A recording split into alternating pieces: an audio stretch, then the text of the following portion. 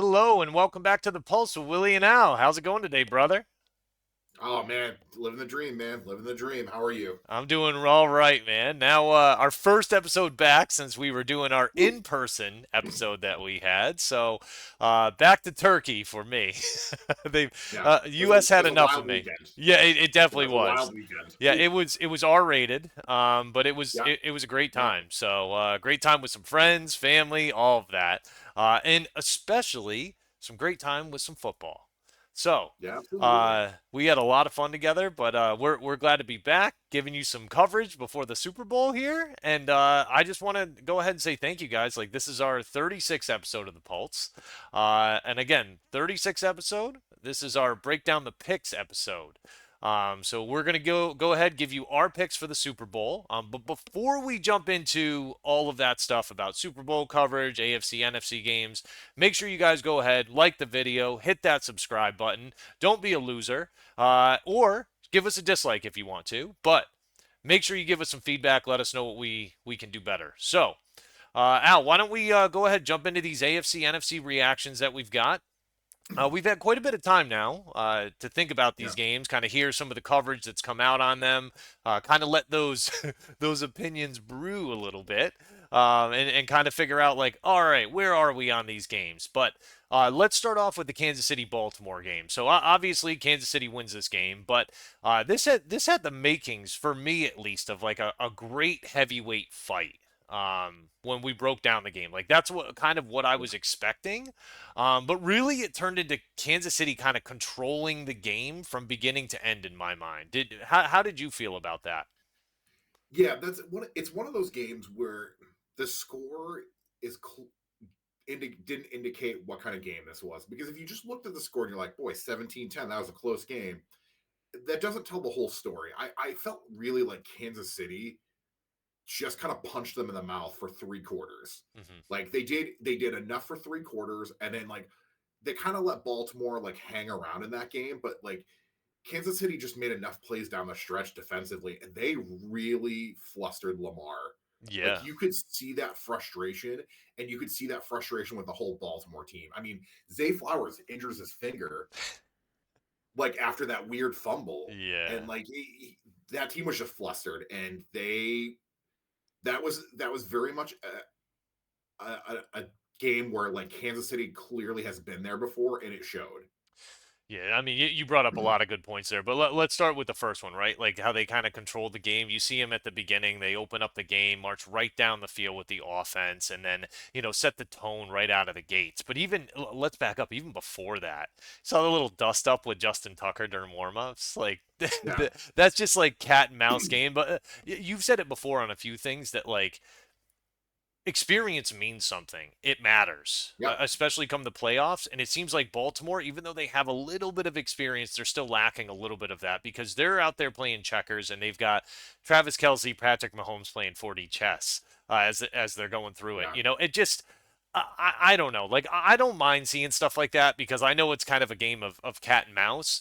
But I just didn't see Baltimore really bring it that the way I was expecting them to. Now, obviously their defense is very good. They played well after kind of giving up that opening drive touchdown, but it was more Kansas City's defense that I thought really kind of set the tone for the game.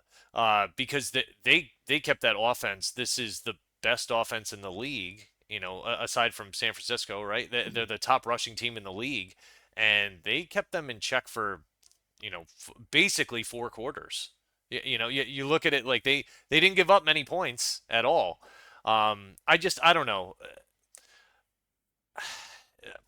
Me personally, offensively, I just wasn't really that impressed with Kansas City. Like, okay, yeah, they get it done at the beginning with the drive right at the beginning of the game, but after that, they start they kind of stalled and just went into like this game manager mode of like, okay, let's not make too big of a mistake to allow Baltimore back in the game.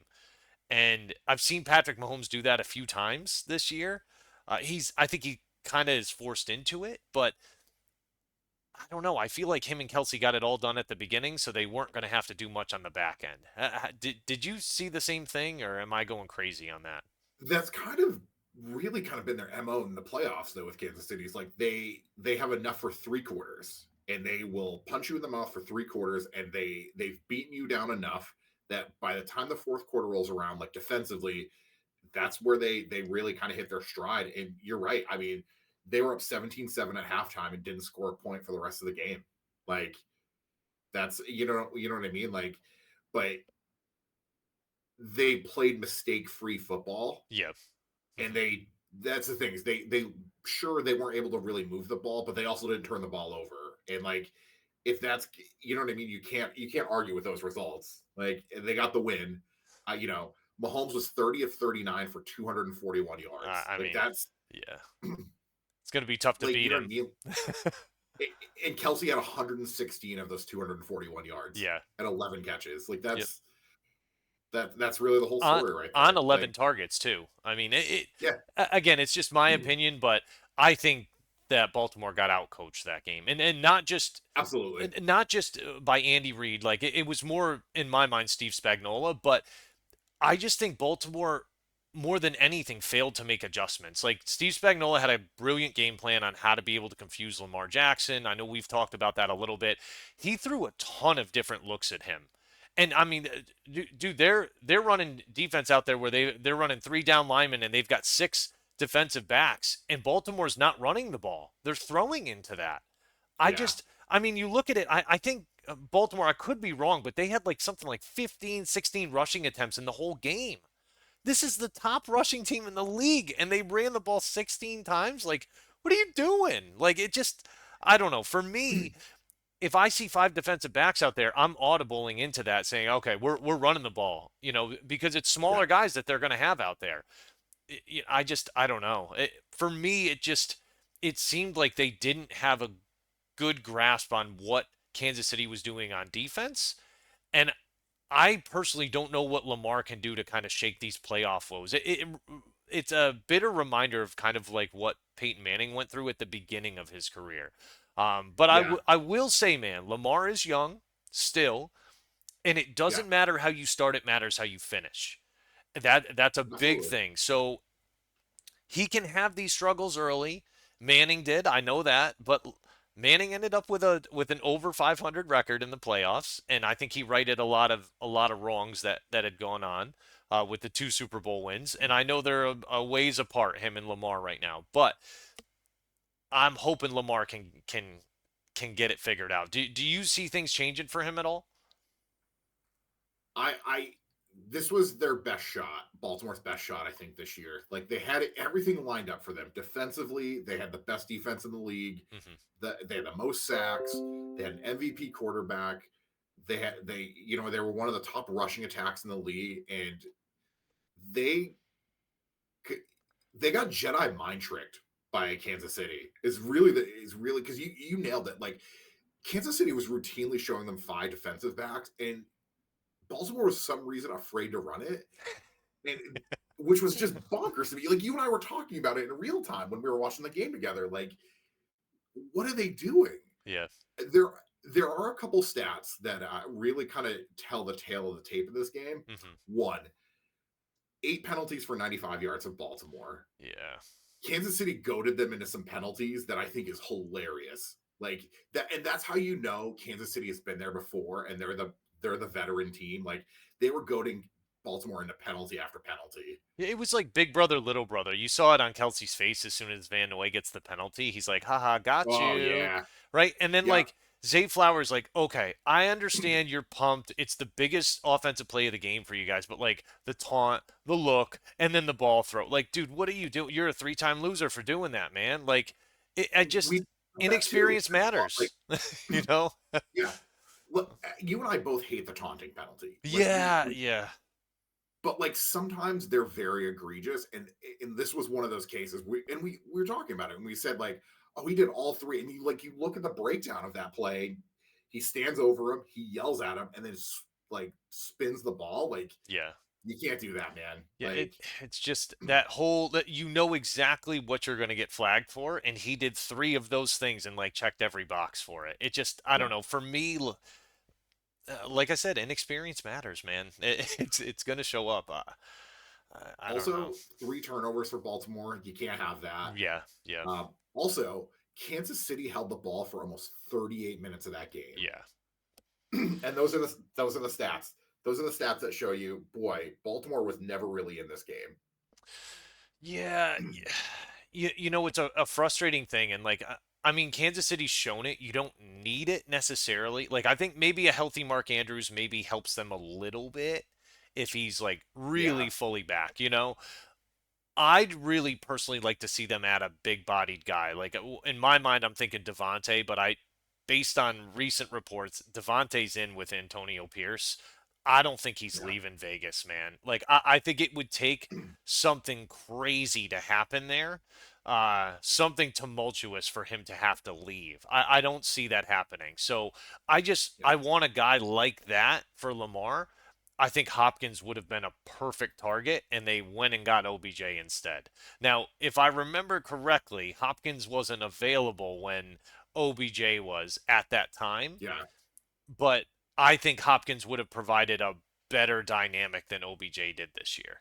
I think he would have put up absolutely. much more stats, and he's just a target vacuum, right? Like he would have been a Yeah, guy that he doesn't really get hurt. He's very safe in terms of being able to, and I say that with all due respect. The guy's going to be a Hall of Famer, but he could haul in passes from anywhere. He's got like a 10-foot yeah. catch radius. It's silly.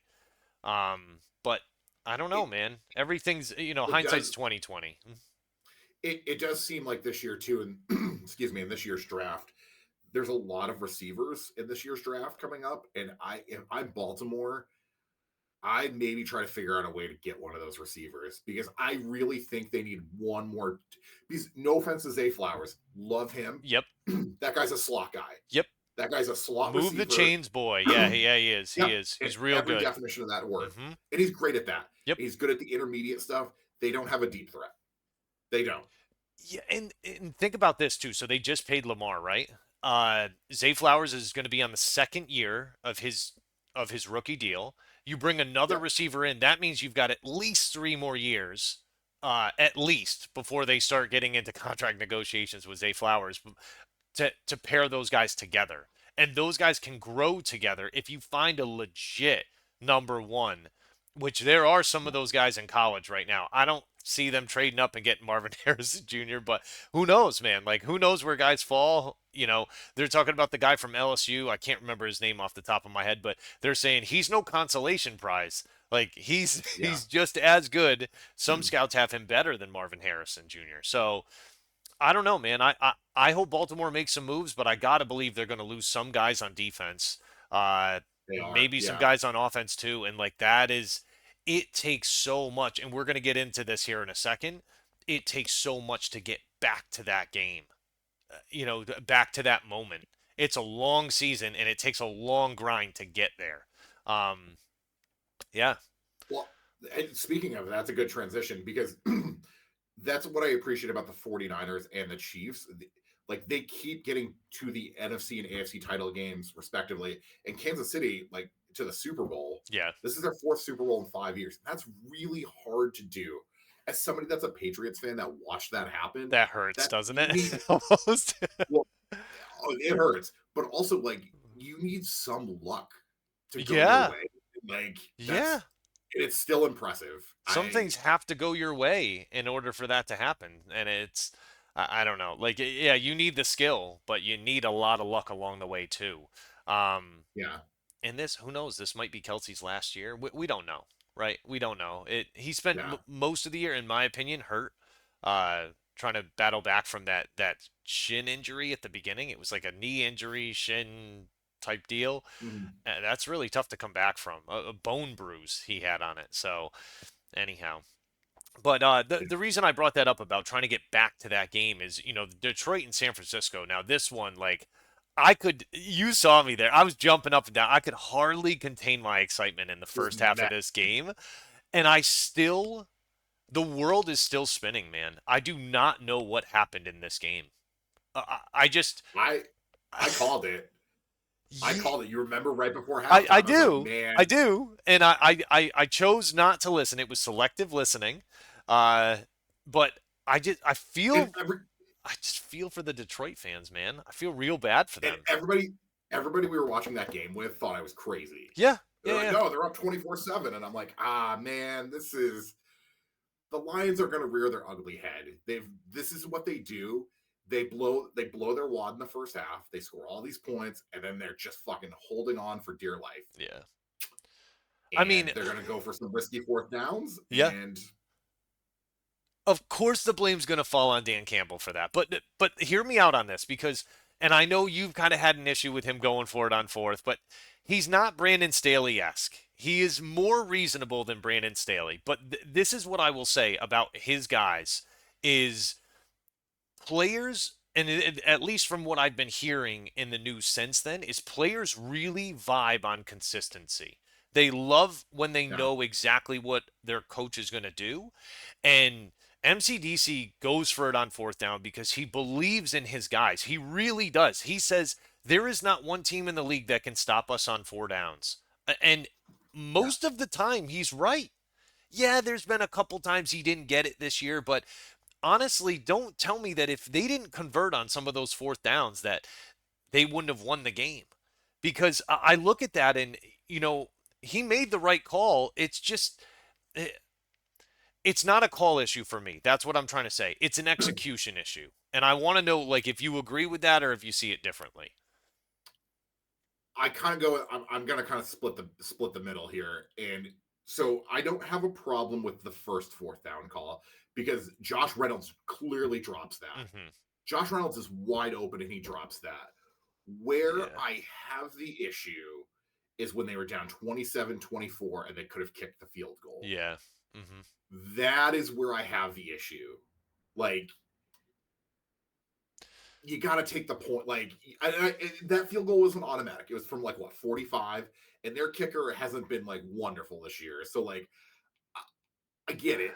Yeah. That being said, like you gotta like, I don't know. I mean, the Gibbs fumble didn't help either, but I think Nope, it didn't. what you're trying to say is momentum's a real thing, and Yeah, it's tough to plug the drain and stop that leak, right? Like you've seen it in wrestling before, where all of a sudden it turns and you're like, "Ooh, this does not look good," and they better yeah. do something soon because otherwise it's over. And that's we've watched enough football to know that when momentum's falling the wrong way, it's like a building snowball running down a hill. It just gets Well, bigger and bigger until something splits it, right? And that oof, IU mhm. catch that Yeah, really kind of a helmet you catch. You know a lot about those. sure do, I mean sure it's do. it's kind of crazy. Yeah. It's weird too because if you just told me that Detroit was going to run for 180 yards on the ground Yeah, in 3 touchdowns, I was like, oh, Detroit won this game easily. easy. But that's not the case. Yeah, Like, like respectfully, their defense just got. They were a team. Detroit's a team that was supposed to really stop the run, yeah, and San Francisco gashed them for 155 yards. Now, respectfully, nobody's really going to stop Christian McCaffrey. They held him to under 100, which is great, yeah. but he still had almost 5 yards of touch, and he still scored 2 touchdowns on the ground. Yeah. Like, But before we jump into San I don't Francisco, know. I got to ask you something because I think that's crazy. Like, first of all, Christian McCaffrey's not human. I No. don't know if you saw the photo of him and Juszczyk golfing, but they're like Greek Yeah. gods. They're built No. just different, both of them. I'm going to be Um, honest with you. If McCaffrey's running at me, I'm going to be honest with you. I'm gonna be a bullfire and just yell "Olay" and just step yeah. out of the way. Yep. Like Yep. I don't want that. Nah. Um, Yeah, I mean it's I can't protect my wife from him. I can't, like I can't protect anybody Nah. from him. He's a beast. Before we jump into San Francisco though, I gotta mention this about Dan Campbell because I need to know did you see the press conference that he had where he was talking about what he discussed specifically with the players? Yeah. I really appreciated this because I thought this is a very he comes across as a very genuine guy and lets his feelings out there and really is brutally honest even if it could hurt to hear. But the thing that I really liked was, this may have been our best chance. Like we may never get back here again. And I think that's so important having that transparency with the players because other people are often afraid to show that. And I think Yeah, he knows from being a player that, okay, it's not some guy that was sitting in a cubicle that's saying this. This is a guy that was out there that does understand like how difficult it is to get back to that moment. You've got to be one of four teams to get there, and it's extremely difficult to do that. Um, yeah. but I really appreciated that, and I was just curious, like your thoughts when you heard that, like if it was something you vibed with or something you were like, nah, this isn't for me. The smart ass in me is like, oh, he's hedging his bets so that way if they don't ever make it back, he'd be like, hey man, I told you how hard it is. Yeah, I really dig that. But on a real note, on a serious note though, like I really dug what he said about that because people take for granted getting that far in the playoffs every year. Like that's really hard to do it year in and year out. yeah. I think they have a good shot of going back because I think the division they play in is really just them and Green Bay Mm-hmm. for the foreseeable future of that division. Um, but they're going to have to add some pieces. I think that defense is going to have to get a little better. Yeah. I I think they need one more receiver to complement St. Brown. Like, no offense, like I know Sam Laporte is good, but he's a tight end. Yeah, Like, you need one more guy you can split out. And JMO was good in the latter part of the season, but I want again that big-bodied guy that can go up and get a ball, right? Like yeah, you need someone to okay, so if you get a guy like that, right? It takes that number one guy off of Amon Ra, and it makes him even better. It really yeah, does. Um, yeah, I couldn't agree more, man. Like they need help on defense, they really do. But I think the young core that they have, and I saw the GM kind of cashing receipts on people at the press conference, basically saying like, "You guys said these guys weren't good players. Look at them now. Like Gibbs, you fretted on the Gibbs pick. It turned out like Laporta. Same thing with Jack Campbell. Like they said, oh, that's a terrible pick. Like all of those guys turned out to be great picks. Brian Branch, excellent for them this year. It just I don't know. I like the direction Detroit's heading. I'm happy for their fans, and I really deep down want to see them win a Super Bowl. I really do. yeah. So I think they have also a decision coming up in the next couple of years too with Goff. yeah, absolutely. But he Like, did he did more than enough to keep his job this year, in my opinion. absolutely. Yeah, he And and he's the leader of that that team. team loves him. Yeah. That team loves him and rallies around Yep. him. Like I think he's the quarterback for the Detroit Lions for It's the foreseeable future. and we'll talk about this in future episodes, but it's the perfect spot for Yeah. him, man. They run the ball ferociously there. That Yep. is it's perfect because it doesn't ask him to do too much. When he has had to do too much, he's actually done pretty well in those situations more often than not. But Yep. it's nice when you have a great running game with two excellent running backs there. So and a good Yeah. offensive line. But again, that was a long roundabout to getting to San Francisco. So Brock Purdy, I mean, congratulations, dude. Yeah. Boy, uh, we were talking in the first half of that game. Like, yeah, if he loses this game, like, are they gonna try to find somebody yeah, else? Because he was getting rocked. yeah, And then the second week in a row, second half, he's like, "Oh hey, my bad. I forgot that I have all this talent, and that I'm actually a decent quarterback." And you know what killed the Lions? Brock Purdy taking off and running. yeah. I don't think they They- anticipated that.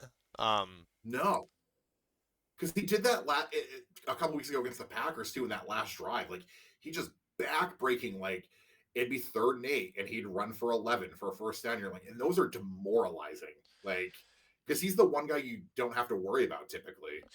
Yeah, you know what was interesting, and I mean you had mentioned this too when they were down a bit, that this is a team that can't play from behind, and maybe it wasn't when they were down, maybe before the game we were talking about it. I think that's what it was. Like, oh, Yeah, this we is a talked about it before the Packers game. yeah, this is a team Yeah, that really struggles playing from behind, this and that. I mean, apparently they didn't get the memo, and Brock Purdy was just like, guys, keep talking. because I'm going to show you what I got. And what he's got was something pretty special because the way he was able to orchestrate that comeback, I mean, this guy, I keep forgetting, this guy's Yeah, Mr. Irrelevant.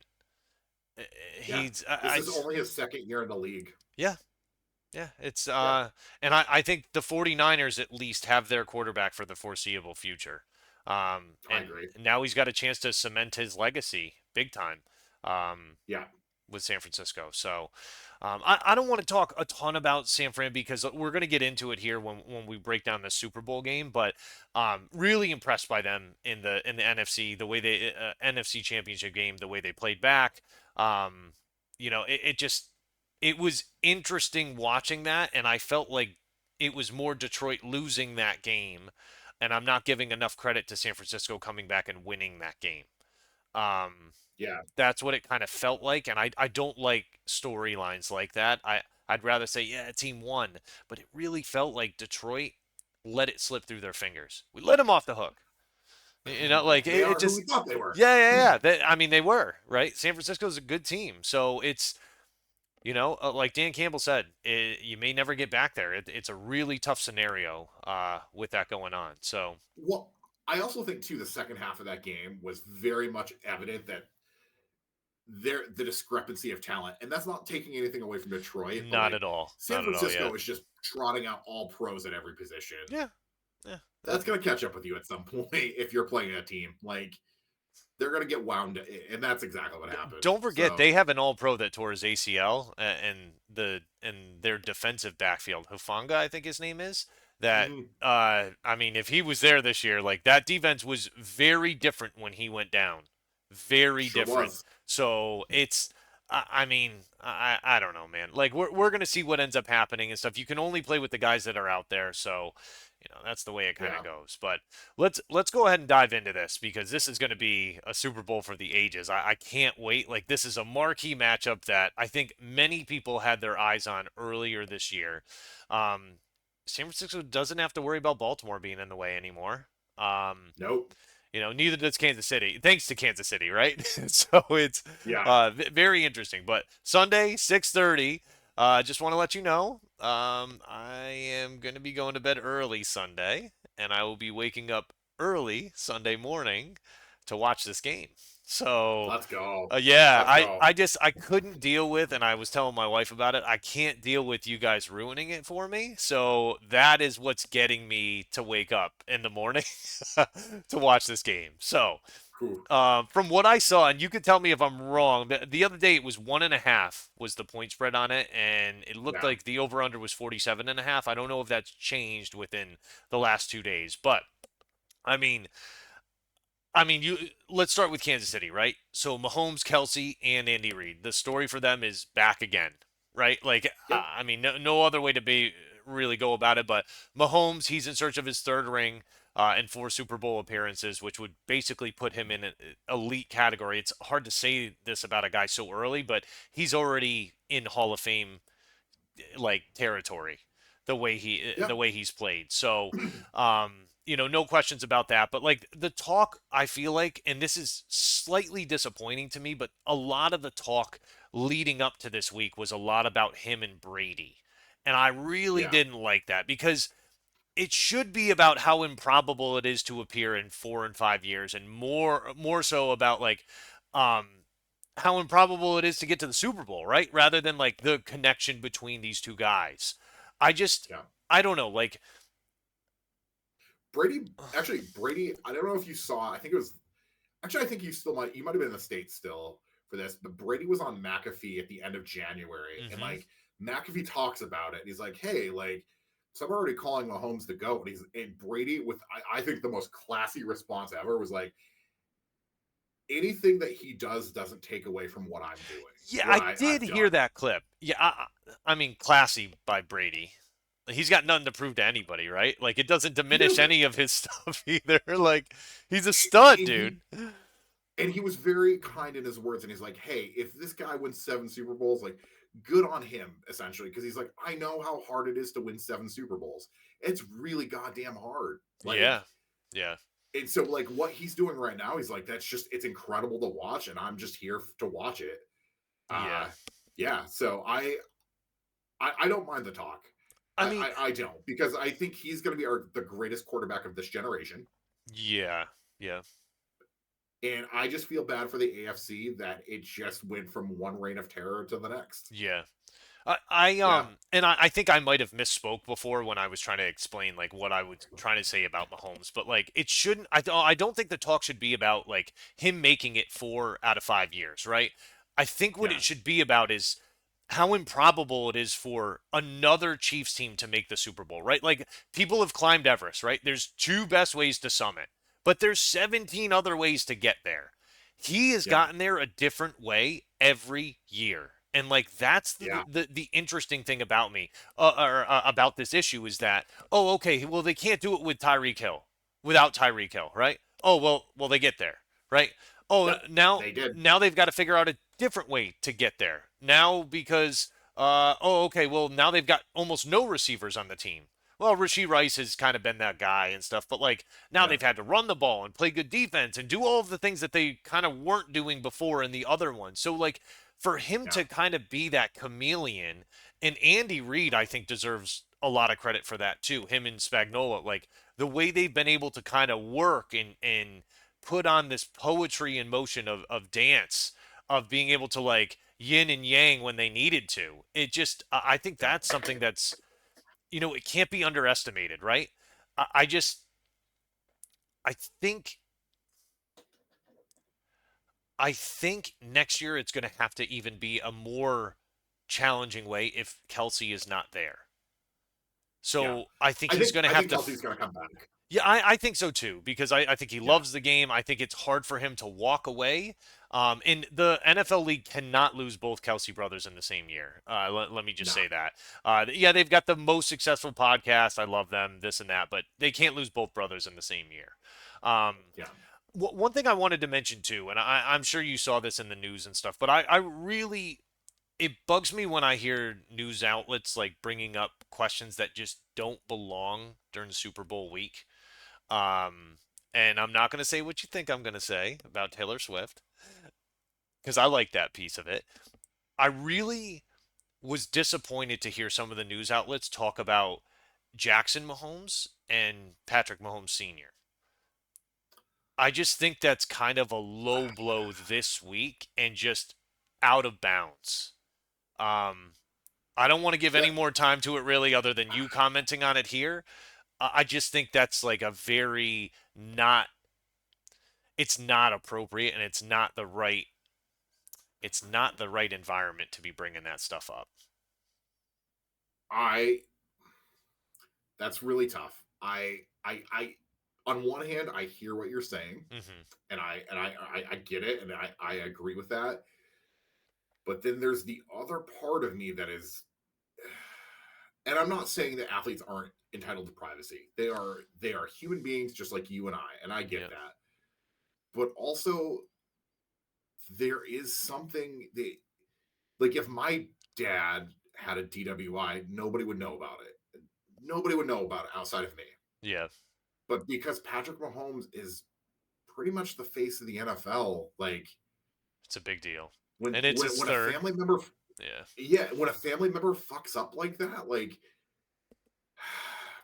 you can't expect the media to just sweep it under the rug. I think if this was the media of 50 years ago, absolutely they would have swept it under the rug and be like, oh yeah, nothing, they wouldn't have talked about it. But like, we're in an age where like we have all this information at our fingertips, and like you just, like, if you're a family member of a really successful athlete, you have to be careful. Like, you can't Yeah. be doing dumb shit. And like, especially Jackson Mahomes, like what he is accused of, like, respectfully, like, he Yeah. can fuck off and die. Yeah. Like, it's not that Yeah. I don't like him. I just, if you're being accused of sexual assault and rape, like, Not a fuck good off. thing. Like, Yeah, that's not a and good I know thing. it's innocent until proven guilty. I get that. But also, like, this isn't the first time like he's done shady and shitty things. Yeah, he's had some controversy So circling around him for a while. and honestly, like, I feel for Mahomes. Like, that's the last thing you fucking want when you're about to play the biggest game of your life. Is any sort of distraction, yeah. I Yeah. it kind of segues into this next piece that I was going to bring up about him because I feel like with him, so there's a ton of pressure mounting on him, obviously, like, oh, the fourth one in 5 years, like, is he going to get his third ring, all of this, but I also feel like there's this underlying message and this undertone that people ask questions with that it's kind of like, we're tired of this guy, let someone else win. And I don't know where it shifted in my mind where I was like, yeah, I don't want Mahomes to win one. Like I do. I don't dislike this guy at all. Um, but it just I don't know. Are you feeling that too, or is it just me kind of looking too deep into it? No, I don't. I think that's a very. I think if you polled like 100 people, I would imagine like 70 of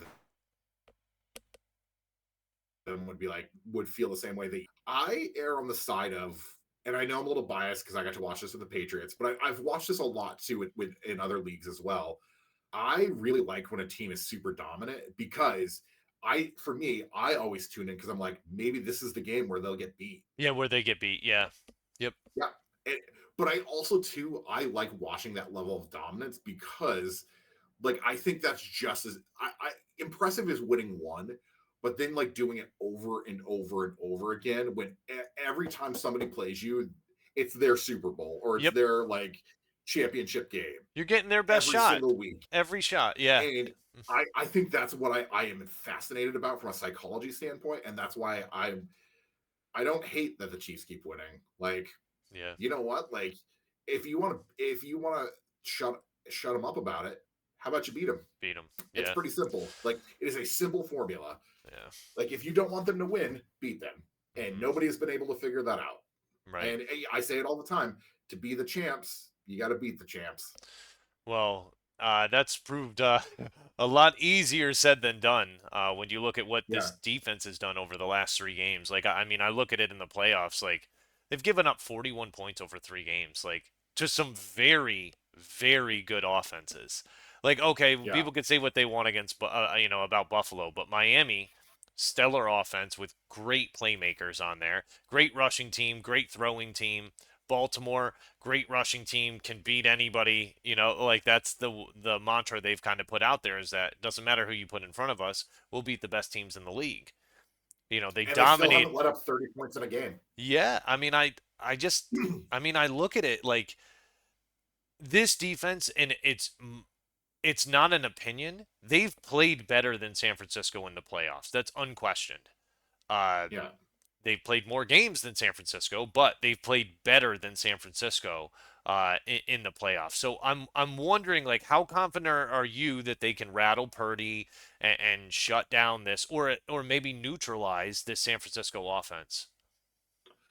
One of the matchups I'm really looking forward to is Chris Jones, Trent Williams.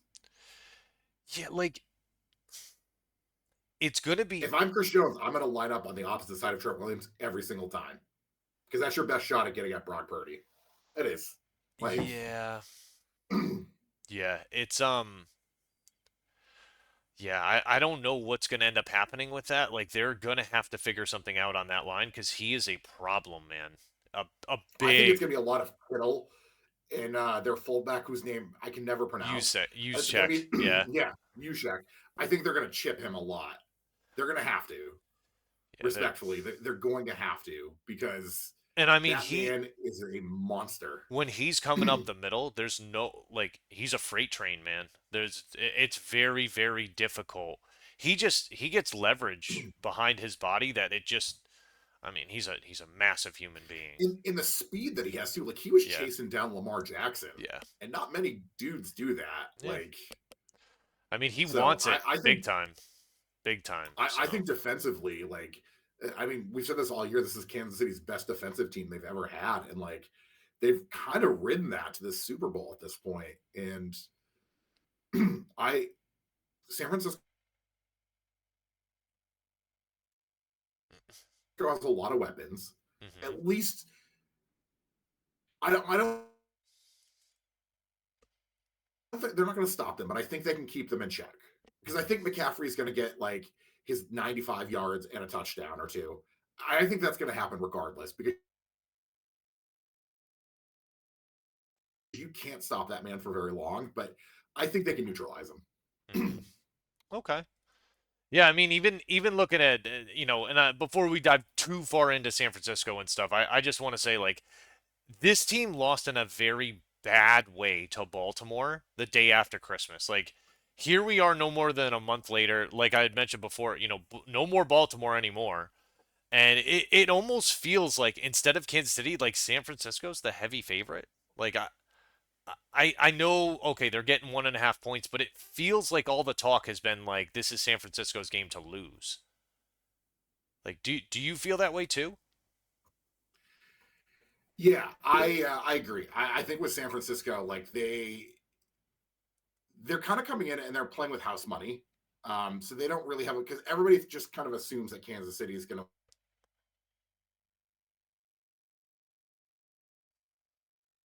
win. Clearly have the most talent, respectfully on defense and on offense.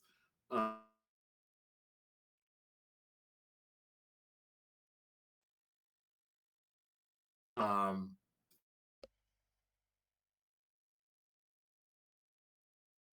so this really Purdy cannot have a first half like he did against Detroit. He can't. And if that's the case, like San Francisco's in a lot of trouble. So Hmm.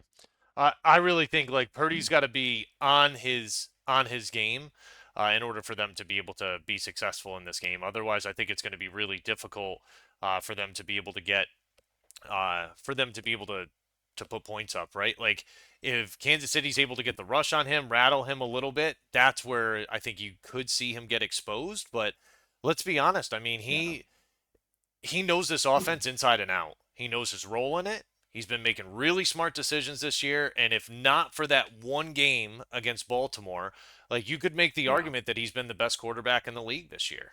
Like you really could. yeah. I agree. Actually, to flip it on the other side though, as well, what worries me about Kansas City offensively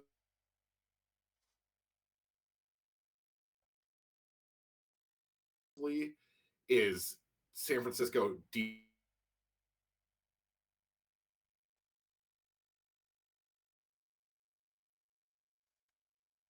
defensively, and they're kind of miserable. And Joe Tooney is Wednesday. He's got the pectoral issue. Like, if he absolute field day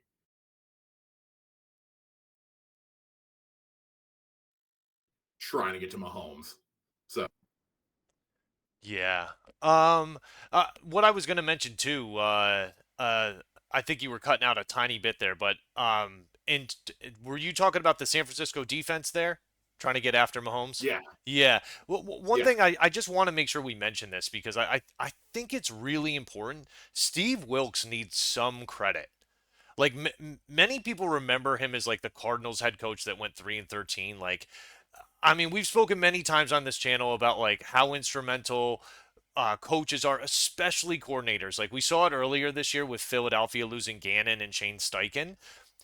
Steve Wilkes has been incredible, and there were yeah, concerns of how effective is the San Francisco defense going to be after losing D'Amico Ryans, but then Steve Wilkes steps in and he's done a masterful job to close out this season. Like it just I don't know. Like as I look at this, like there's been some questions in the playoffs, and rightfully so, right? Like they've given up what 26 points and over the last two playoff games, right? Like it's been averaging 26 points. That's not a good.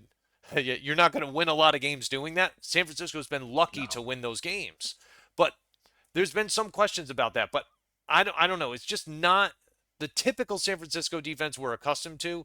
But I just want to close by saying about Steve Wilkes. Like I really hope he gets another shot at a head coaching gig someday. Like I don't know if you've heard him speak personally or anything like that, but like I just want to see him get a head coaching job that's maybe built for him to succeed, not be a temp filler where I feel like he's getting hired and they know he's going to get fired within a year or two. Because this guy has yeah, tons of passion, just tons. Like if you hear him speak, I wanted. I heard him in a few small interviews that he had, and it made me want to like run through a wall for this guy. And I don't know him, Yeah, but amazing to be able to hear a guy like that. And I mean, what he's been, he's got basically when he walks into the garage, he's got the Ferrari, the Lamborghini, the McLaren. He's got all those, right? Like, look at these yeah, guys he's got to run out there. So I wanted to at least mention him.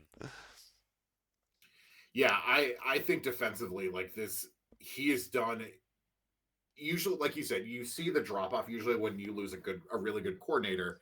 Hmm. When D'Amico Ryans went to Houston, you know, Steve Wilkes just kind of seamlessly filled that transition, Yeah. and they somehow like have gotten better because last year San Yeah. Francisco, like their one thing that where they weren't really solid in was their defensive backs, and this year, boy, that is almost the strength of their team, Yeah. and it's that defense is scary good. Yeah. It is.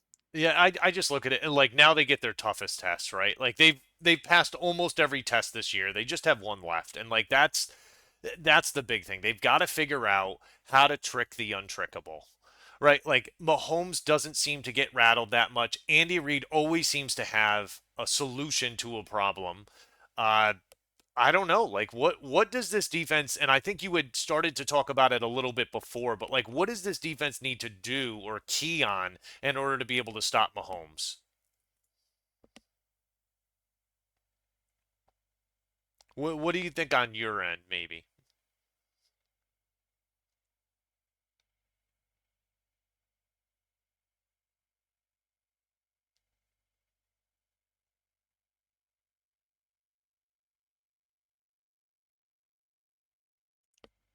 Video question that you just asked. Ah, yeah, see, I think you cut out a tiny bit there. I was just saying, what do you think San Francisco needs to do or key on in order to be able to beat Mahomes and Reid here?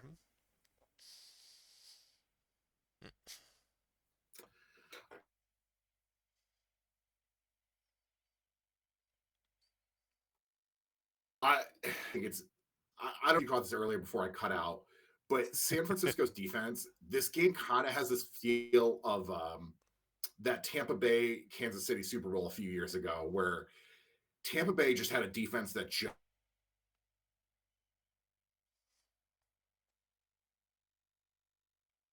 harassed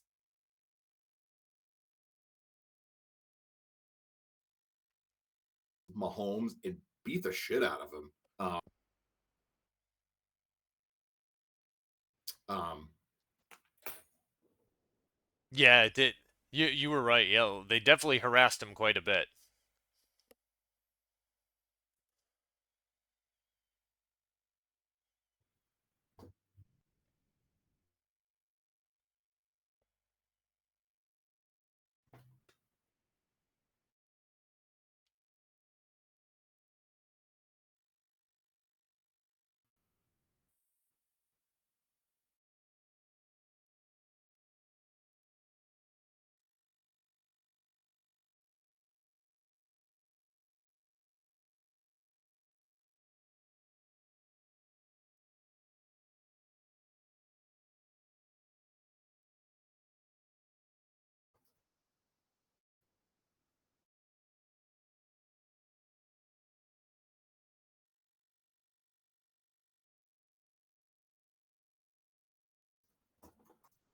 Ah, I think Al's back now.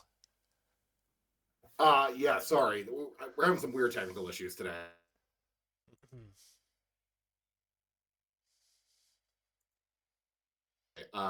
We're trying our best. Yeah, I think offensively though,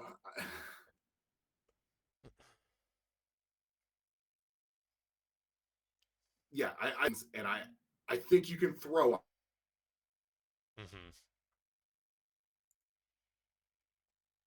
on this team like he has the last two games, long and short Hmm. So before we cut out again, who do you have this game to win? of it.